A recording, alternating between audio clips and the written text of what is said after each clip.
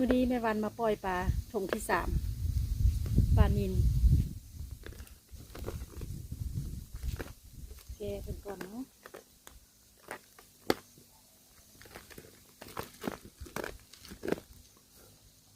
ถงนี้เป็นถงที่3แล้วปลานิล2 ถงก่อนหน้านั้นเป็นปลาเข็งหรือปลาหมอถงที่2ปลานิลถงนี่กับ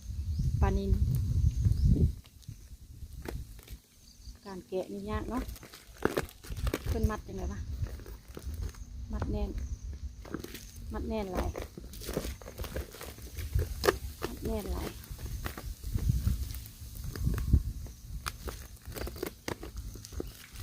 มัดแน่นหลายพี่น้องเอ้ยเพิ่นก็ย่านมันเหี้ยคือว่านะ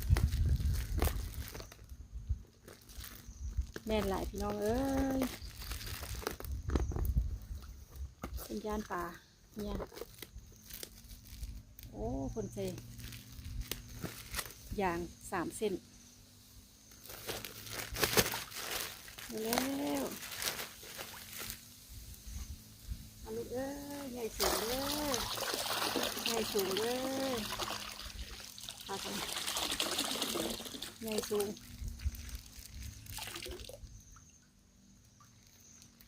จบการปล่อยปลา